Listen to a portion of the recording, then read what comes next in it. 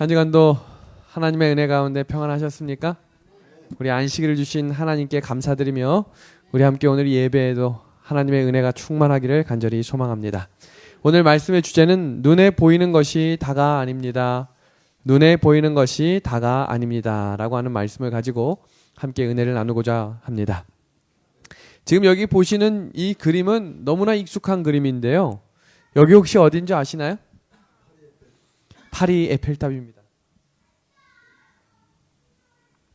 2011년 2월 내셔널 지오그래픽이라고 하는 세계적인 매거진에서 파리에 지하 세계가 있다라고 하는 특집 기사가 난 적이 있었습니다.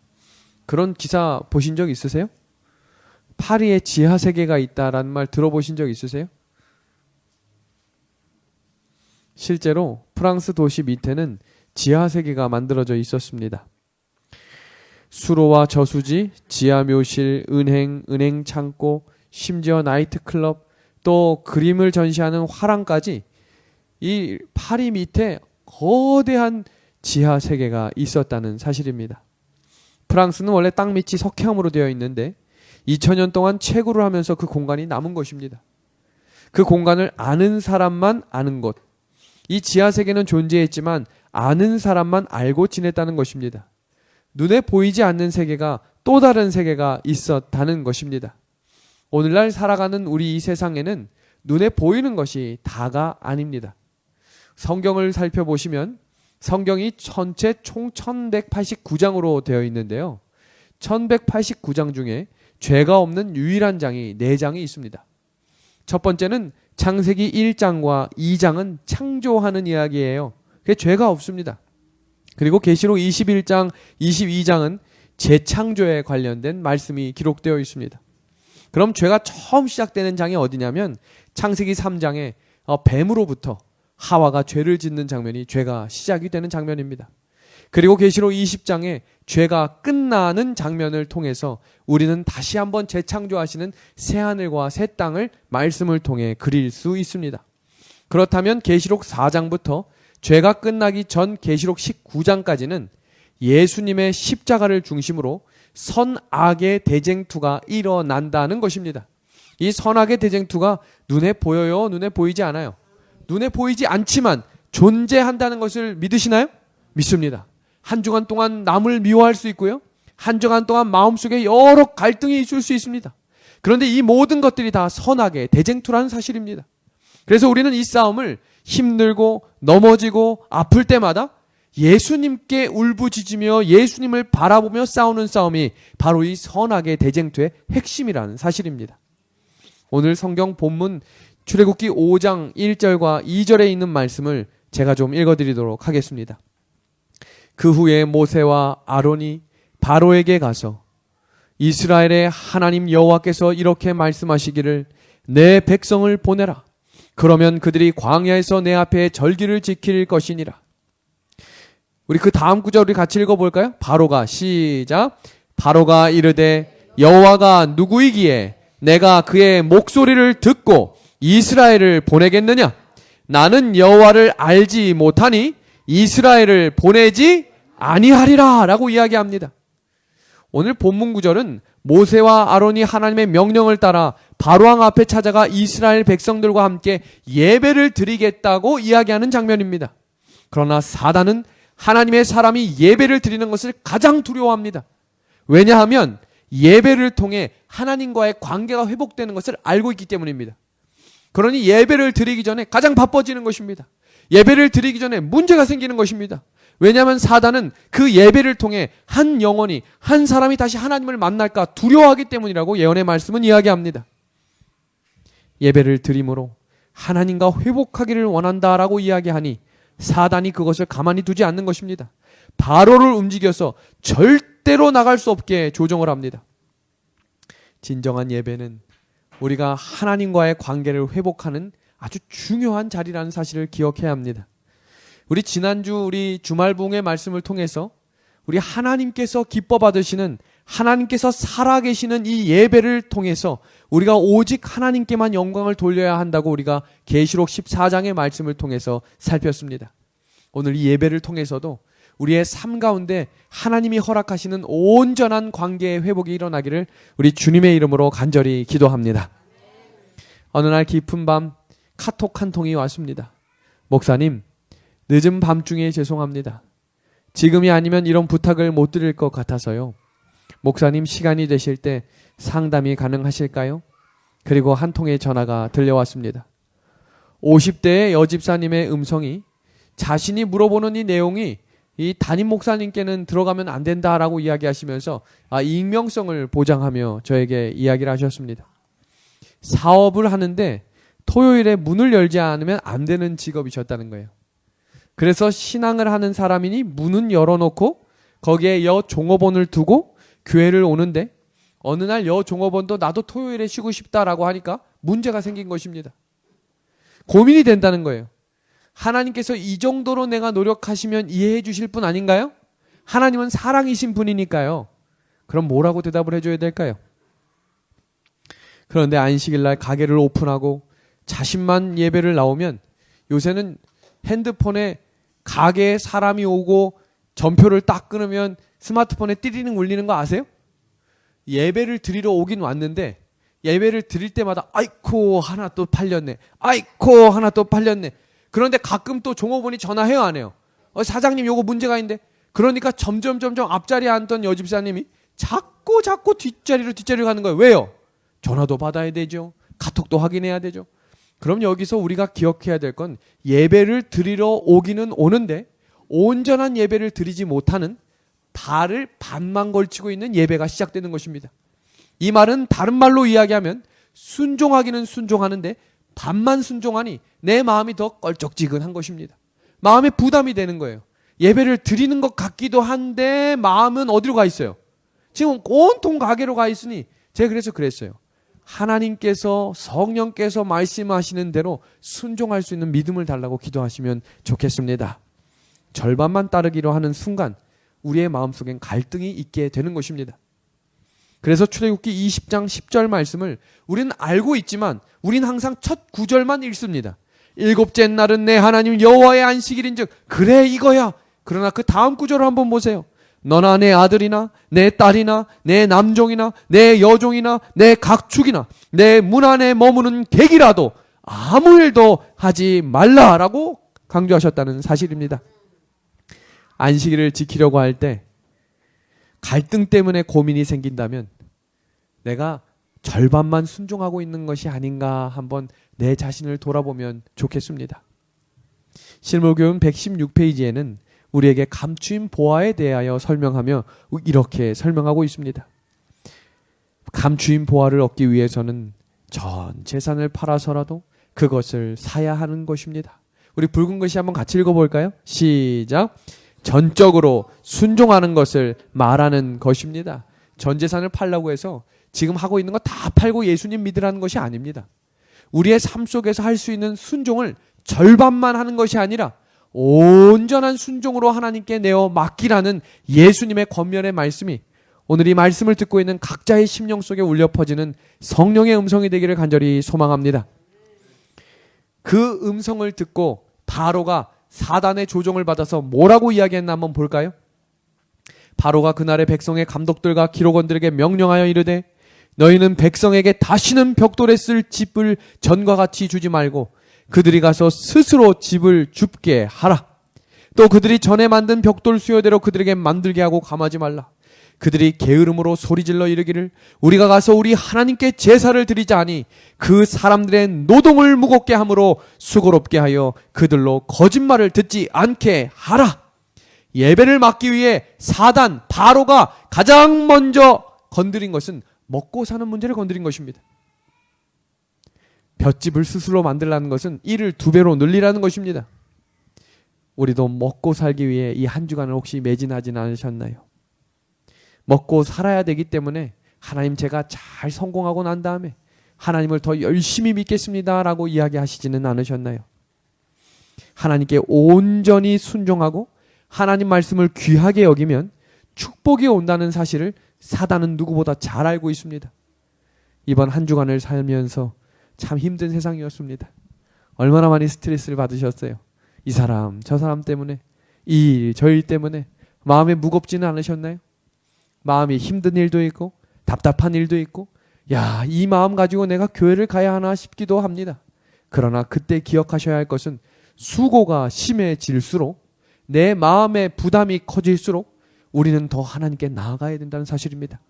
왜냐하면 그 문제는 결단코 사람이 해결할 수 있는 일이 아니기 때문입니다. 예배를 자리를 지키고 우리를 이끄시고 보호하고 먹이시고 입히시는 하나님을 신뢰할 때 오늘 피었다 지는 들풀도 입히시는 하나님을 경험하게 될 줄로 믿습니다. 바로가 보내줘요, 안 보내줘요?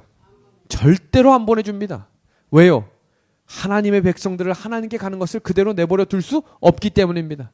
그러자 하나님께서 10가지 재앙으로 심판을 허락하십니다. 나일강이 피로 변하고 개구리가 뛰어다니고 티끌이 이로 변하고 파리가 온통 온 집안과 온 세상을 뒤덮고 독종이 오고 몸에 종기가 나고 천둥 번개가 치고 메뚜기 떼가 일어나고 마지막 10가지 재앙 끝에 장자의 죽음까지도 허락을 하십니다. 그런데 이 일들을 경험하며 바로가 한 번, 두 번에 넘어가요, 안 넘어가요? 절대로 안 넘어갑니다.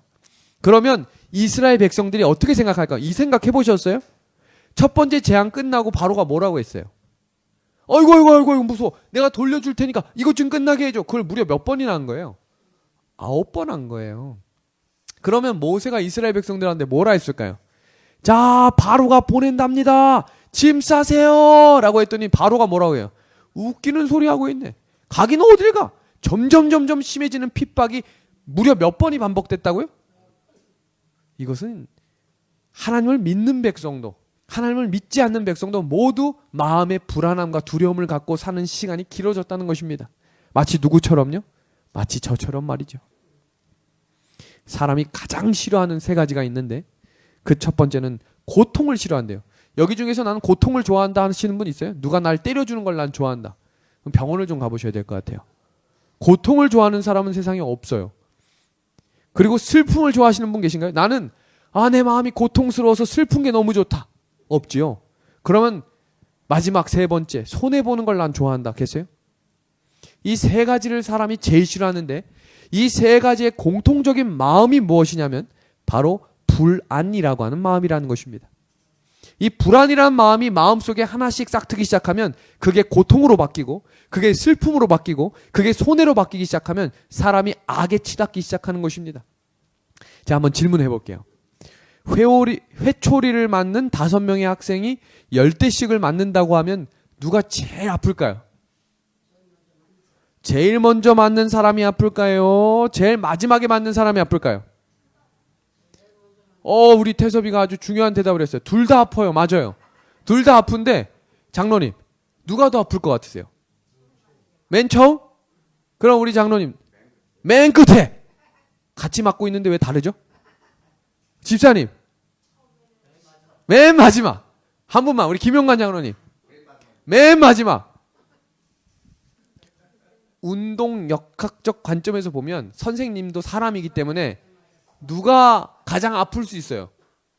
제일 처음에 맞는 사람이 힘이, 한번 생각해 보세요. 있는 힘껏, 우리 선생님이 안 계시네.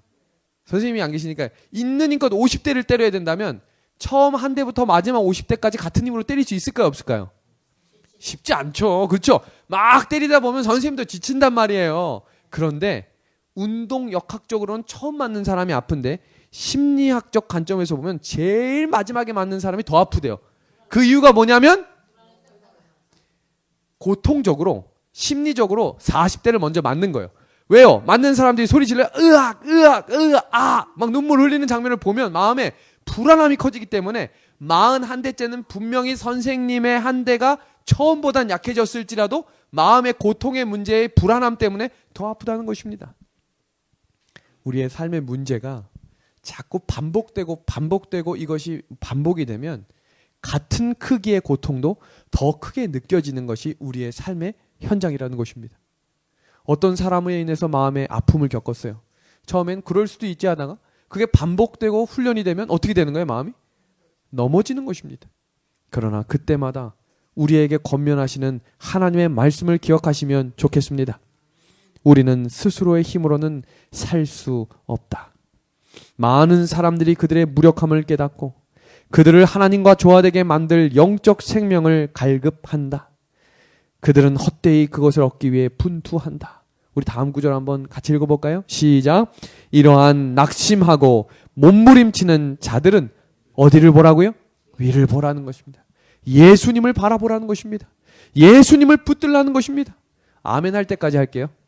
이 정도 되면 아멘 하실 줄 알았는데 예수님을 붙들라는 것입니다. 예수님을 바라보라는 것입니다. 우리의 삶 가운데 옆 사람 본다고 회복되는 거 아니에요. 장로님 집에 가서 집사님 사 이렇게 가만히 보면 회복이 되던가요? 될 때도 있어요? 함장로님한테는 다음에 질문하도록 하겠습니다. 우리의 눈을 같이 하늘을 향해 무릎을 꿇고 하나님이 주시는 위로로 이번 한 주 동안 있었던 마음의 아픔들과 염려들과 걱정들을 하나님이 주시는 평안함으로 위로받는 안식일이 되기를 간절히 소망합니다. 이제 바로도 타협이라는 걸 시작해요.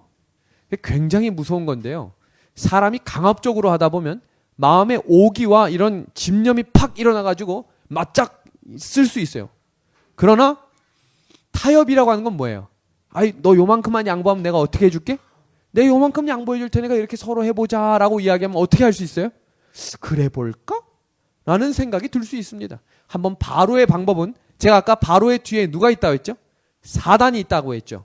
사단이 뭐라고 이야기하나 한번 보겠습니다. 모세와 아론이 광야에 가서 예배를 드리겠다고 했지만 바로는 뭐라고 이야기했는지 한번 보세요. 바로가 모세와 아론을 불러 이르되 너희는 가서 어디서 예배 드리래요? 이 땅에서. 지금 뭐라고 이야기했죠? 우리 광야 가서 예배 드릴 거야 라고 했더니 그래 알았어. 예배는 드리긴 드리는데 어디서 드려라? 이 땅에서 드리라는 것입니다. 이게 어떤 의미인지를 한번 살펴보겠습니다. 교회는 나가되 예수님은 믿되 세상의 가치관은 떠나지 말라는 것입니다. 예수님은 믿지만 교회는 나오지만 세상 일이 바쁘면 교회도 쉬라는 것입니다. 예수님을 열심히 믿지만 예수님 그렇게 믿으면 광신도 된다고 이야기하고 교회 안에 와도 세상 중심으로 생각하고 그렇게 말해야 세상 사람들로부터 왕따 당하지 않고 함께 갈 수 있는 사람들이 있으니 그렇게 하라는 것입니다. 세상의 가치관을 두고 신앙하는 것은 종교인은 될 수 있지만 하나님의 백성은 될 수 없습니다. 실물교훈에 나온 말씀입니다. 저희는 좋지 않은 습관을 가지고 그대로 교회로 들어온다. 자신에 대하여 죽지 않은 것이다. 그리하여 그들은 그리스도를 따라가지는 않는다. 예배는 드리기는 드리는데 마음은 여전히 세상에 있는 것입니다. 가치관의 변화 없이 성도는 변화되지 않고 가치관의 변화 없이 교회가 변화되지 않는 것입니다. 모세가 대답합니다. 모세가 이르되 그리함은 부당하니이다. 우리가 우리 하나님 여호와께 제사를 드리는 것을 애굽 사람이 싫어하는 바인즉 우리가 만일 애굽 사람의 목전에서 제사를 드리면 그들이 그것을 미워하여 우리를 돌로 치지 아니하리이까. 모세의 대답을 주목해 보세요. 세상에 공동 우승 있어요? 있어요. 세상에 무승부 있나요? 있습니다. 그러나 하나님의 나라에는 공동 우승이나 무승부라는 게 없어요. 선은 악과 절대로 함께 할 수 없기 때문에 절대로 함께 갈 수 없다는 것입니다. 하나님은 죄와 함께 하실 수 없는 분이에요. 그래서 성경은 우리에게 뭐라고 이야기했냐면 내가 거룩하니 너희도 거룩하라라고 명령하신 것입니다. 이것은 세상과 구별되어 살아달라고 하신 하나님의 권면의 말씀입니다.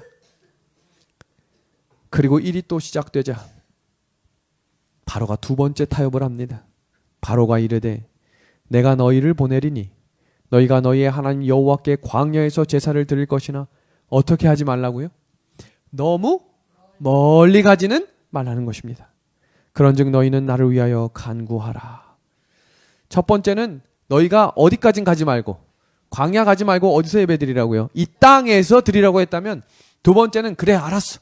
가긴 가는데 어디까진 가지 말라고요? 너무 멀리 가지 말라는 것입니다. 그래 알았어. 예수님을 믿어. 그러나 너무 깊이 믿지는 마세요. 예수님을 믿는다고 하루아침에 술 끊거나 담배 끊거나 음식 구별하지 말라는 것입니다. 천천히 하라는 것입니다. 하기 어려우면 편하게 하라는 것입니다. 가게 문 닫고 어떻게 먹고 사냐는 거예요. 너무 서두르지 말라는 것입니다. 이게 누구 작전이라고요? 사단의 작전입니다. 교회에서 실망을 하고 교인들이 떠납니다. 그리고 그들이 하는 말들을 들어보세요. 나는 예수님을 여전히 사랑합니다. 나는 예수님을 인정하는 믿음을 가지고는 있습니다. 나는 예수님의 십자가를 인정하고 사랑합니다. 그러나 교회 가기는 싫습니다. 혼자서 예배드리는 것도 신앙 아닌가요? 이것은 성경적인 신앙이 아닙니다. 하나님은 비록 교회가 연약하고 부족할지라도 교회를 통해 하나님의 뜻과 사명을 이루실 분임에 감사를 드립니다. 교회에 사람이 오지 않는 것입니다. 사람이 싫어서 오지 않고 옷을 입기가 귀찮아서 오지 않고 씻기가 귀찮아서 오지 않습니다. 그래서 사람들은 이제 TV를 켜고 예배를 드립니다. 스마트폰을 들고 예배를 드립니다. 그리고 예배를 잘 드렸다라고 이야기하고 마음에 드는 감동적인 설교라고 하면 그 밑에 계좌번호에 헌금을 쏩니다. 그리고 말씀이 감동적이지 않다고 하면 헌금을 드리지 않습니다. 그리고 예배를 둘러놓아서 드립니다. 왜요? 편리주의 신앙이라는 것이 우리 교회 안에도 들어왔기 때문입니다. 그러나 예수님께서는 날마다 자기 십자가를 지고 나를 따라오라고 오늘 우리에게 권면하고 계십니다. 오늘 이 장면은 한 작가가 교회를 생각할 때 이런 모습이면 하나님이 기뻐하시지 않을까 하는 상상의 그림을 그린 그림입니다. 지금 이 두 젊은 부부가 새로운 식구를 어떻게 환영하고 있는지 표정을 한번 보실래요? 당신 왜 왔어? 라는 표정이에요. 아이고 얼마나 기다렸는지 몰라요. 어서 오세요 라는 표정이에요. 뒤에 환영받는 사람의 표정을 보세요. 쑥스럽지만 이 표정이 싫은 표정이에요. 나를 이렇게 반겨줘서 고맙다는 표정이에요. 지금 옆에 있는 이 꼬마아이가 한 꼬마아이를 환영하며 손을 잡고 들어갑니다. 너 오늘 우리 집에 왜 왔어? 라는 표정이에요. 아니면 우리 집에 와서 고마워. 나랑 이 일도 하고 이 일도 하고 나랑 함께 하자라는 표정이에요. 성도 여러분, 하나님의 백성들은 게으르고 활동하기를 게을리하는 백성이 아니라 서로를 대접하고 하나님이 참 기쁜 행복을 주시는 분임을 함께 나누는 분이라는 사실을 이 시간 꼭 기억하게 되기를 바랍니다. 에스겔 47장을 보면 감동의 4단계가 있는데 발목과 무릎과 가슴과 온몸에 감동의 기준이 나옵니다. 신앙의 감동이 발목까지는 와서는 안 됩니다. 어려움이 부딪힐 때마다 기도는 하지만 습관은 고쳐지지 않고 가치관은 여전히 자기 세상 가치관을 가지고 사는 사람은 안 된다는 것입니다. 가슴까지 오는 것도 안 됩니다. 감동을 잘 받지만 온전히 하나님께 맡기지 않고 문제만 생기면 세상을 바라보며 내 가슴만 치는 가슴 신앙은 안 된다는 것입니다. 우리의 삶 가운데 온몸 신앙을 하라고 오늘 우리에게 권면합니다. 전적으로 예수님께 충성하는 신앙 말입니다. 너무 멀리 가지 말라. 이 말은 무슨 말이에요? 예수님이 밥 먹여주라는 것입니다. 누가 밥 먹여주겠다는 거예요? 내가 먹여주겠다는 것입니다. 내가 너희의 주인이고 내가 너희를 책임지겠다는 것입니다. 예전에 신앙생활을 하는 이 청년들이 이런 말을 많이 해요. 엄마 아빠가 교회 못 가게 하면서 이런 말을 한대요. 교회 가면 밥을 주냐 뭐 먹을 걸 주냐. 그래서 한 청년이 이렇게 얘기했대요. 교회 가면 밥은 준다. 점심에 맛있는 밥을 준다 이야기했다는 거예요. 하나님이 우리를 먹여주시나요? 한 분만 먹여주시나 봐요. 하나님이 우리 먹여주시나요? 그렇습니다. 만나와 반석에서 물을 주시는 분이 우리 하나님이라는 사실입니다. 때때로 우리의 부족함이 있을 수 있지만 하나님이 우리를 굶기시지는 않는다는 사실입니다. 때때로 연약해 보이고 남들과 비교할 때 내가 많이 부족해 보일 수 있지만 그 은혜 안에 살게 해주시는 분이 우리를 책임져 주시는 하나님 되심에 감사할 수 있는 이 안식일 되면 좋겠습니다. 이 교회는 강남에 있는 1000억짜리 교회입니다. 과연 이 1000억짜리 교회만 있어야 하나님이 영광을 받으시고 좋아하실까요? 이 교회를 두고 시사평론가가 이런 이야기를 했다고 해요. 오늘날 교회는 정말로 멋있고 정말로 대리석과 같은 멋진 금, 보화는 있지만 그 안에 예수님은 사라지고 없다는 것입니다. 오늘 우리 은하숙 교회가 겉모습은 세상에 있는 여러 교회와 다른 멋지지 않을 수 있지만 이 안에 참된 예수님이 계셔서 그 어떤 교회보다 행복한 교회가 될 줄로 믿습니다. 제가 신문을 보다가 2019년 4월 30일자 한국일보에 시골에 15평 교회다운 교회가 지어졌다라는 기사를 보고 너무 관심이 있어서 이렇게 읽어보았습니다. 개척교회를 섬기시던 62세의 한 목사님이 교회를 짓고 싶어서 수년간 헌금을 했는데 헌금의 금액이 7천만 원밖에 없었대요. 근데 이 금액을 가지고 교회는 져야겠고 이 금액으로 교회 질 수 있는 금액이에요? 아니에요. 터무니도 없는 금액이었다는 거예요. 그런데 평소에 잘 알고 지내던 건축사를 찾아가서 우리 시골에 딱 맞는 시골교회 같은 지역교회에 참 필요한 교회를 하나 만들어 주십시오. 그랬더니 건축사가 이야기합니다. 얼마나 준비됐습니까? 7천만 원 준비됐습니다. 가능하겠습니까? 건축사가 고민을 하다가 네, 7천만 원에 딱 맞는 교회를 지어드리겠습니다 하고 교회를 지었습니다. 이 교회 보니까 멋져요, 안 멋져요? 사람 눈에 보기에는 빈약해 보이고 참으로 70년대 교회처럼 벽돌, 빨간색 벽돌 교회입니다. 은하숙교회 성도님들한테 제가 우리 이 교회 집시다 라고 하면 아멘 하실 분 손 들어보세요. 감사합니다. 이 교회 안은 아무 디자인이 없어요. 그냥 온통 벽돌입니다.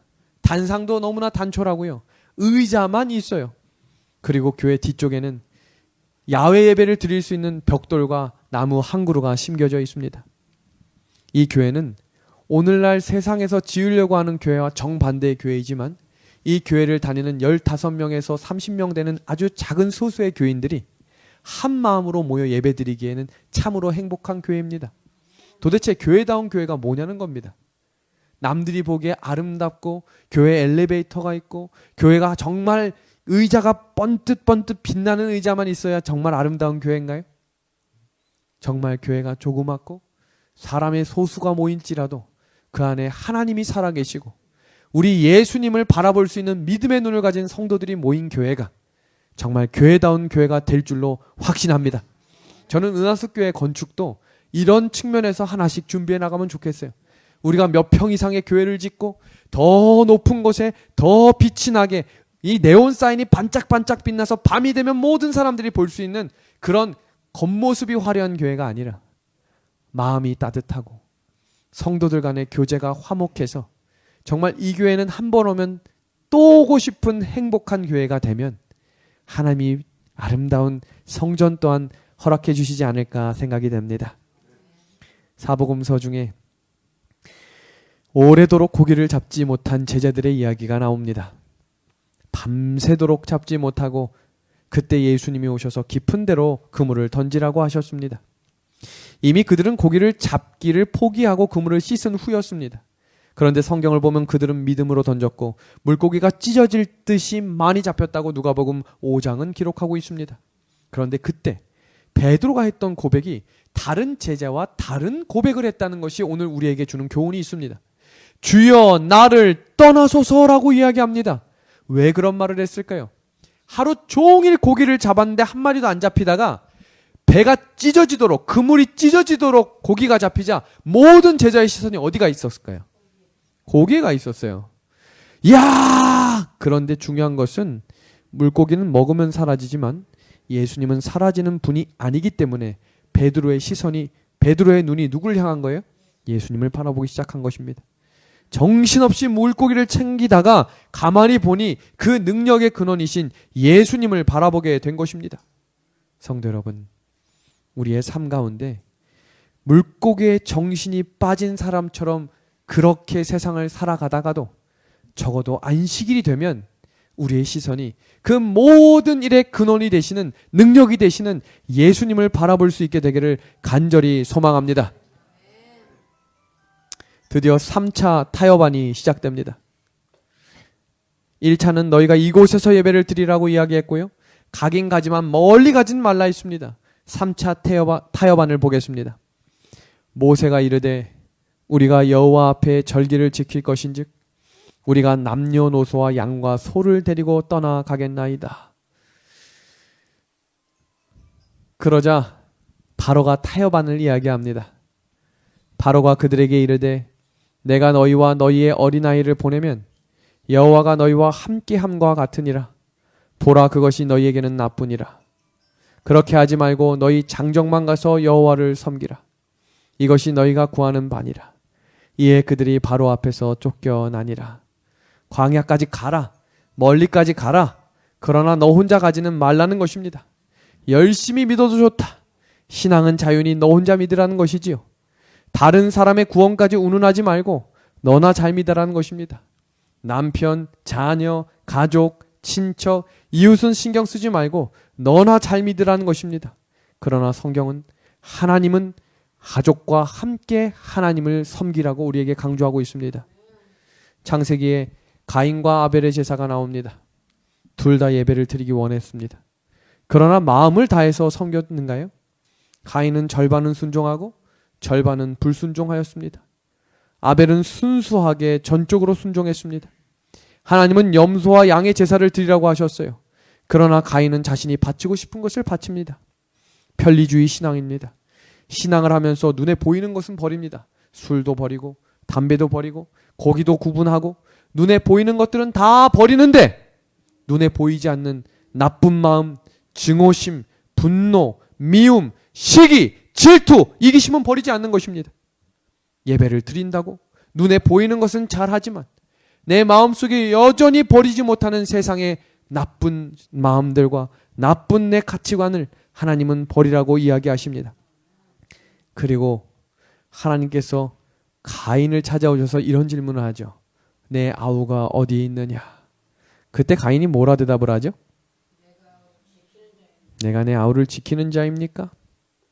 어느 날 한 집사님께 이런 질문을 한다고 생각해 보세요. 김 집사님, 박 집사님 어디 계세요? 그럼 이렇게 대답하실 거예요. 내가 박 집사를 지키는 자니까? 집사님, 오늘 자녀 어디 계세요? 목사님, 내가 내 자녀를 지키는 자이니까? 우리 가족과 우리 이웃과 교회에 와서 함께 예배를 드리는 것을 포기하지 마시고 끝까지 이 기도 제목이 하나님께서 원하시는 참된 기도 제목이 되기를 간절히 소망합니다. 오늘 이제 마지막 말씀을 줄이면서 4차 타협안을 살피고 오늘 말씀을 줄이겠습니다. 처음에는 가지 말라였지만 가긴 가되 멀리 가지 말고 가족이 함께 가지 말고 너 혼자 가라 이야기했죠. 4차 타협안입니다. 바로가 모세를 불러서 이르되 너희는 가서 여호와를 섬기되 너희의 양과 소는 머물러 두고 너희 어린 것들을 너희와 함께 갈지니라 라고 이야기합니다. 양과 소만 두고 예배를 드리라는 말은 예배를 드리긴 드리지만 물질로까지 예배 드리지 말라는 것입니다. 마가복음 5장에 거라사 광인의 이야기가 나옵니다. 갈릴리 동남쪽 거라사라고 하는 동네가 있었습니다. 이것의 한 공동묘지에 귀신에 사로잡힌 사람이 살고 있었습니다.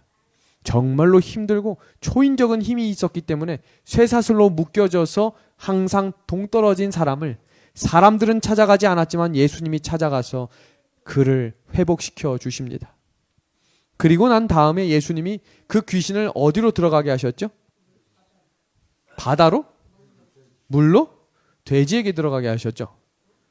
돼지에게 들어가게 하신 이후에 그 돼지들이 막 낭떠러지로 떨어졌잖아요. 그러면 귀신이 쫓아지고 한 사람이 회복된 것을 이 사람들이 기뻐해야 되는데 그들이 한 고백을 보겠습니다. 거라사인의 땅 근방 모든 백성들이 크게 두려워하여 떠나시기를 구하니라. 왜 그랬을까요? 내 돈에 피해를 준 사람은 내가 예수님이라도 믿을 수 없다는 것입니다. 나에게 손해를 끼친 사람은 내가 아무리 예수 그리스도라고 해도 내가 가까이 할 수 없다는 것입니다. 어린이 예배 때 자주 종종 사용되는 어린이 예화입니다.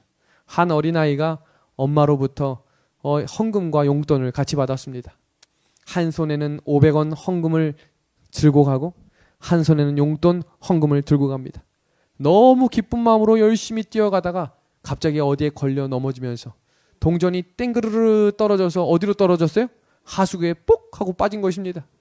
그러자 이 아이가 뭐라고 이야기했어요? 하나님 죄송합니다. 뭐가 떨어졌다는 거예요? 헌금이 떨어졌네요. 제게 있는 이 용돈은 제가 잘 쓰도록 하겠습니다. 이게 우리의 신앙 가치관일 수 있다는 것입니다.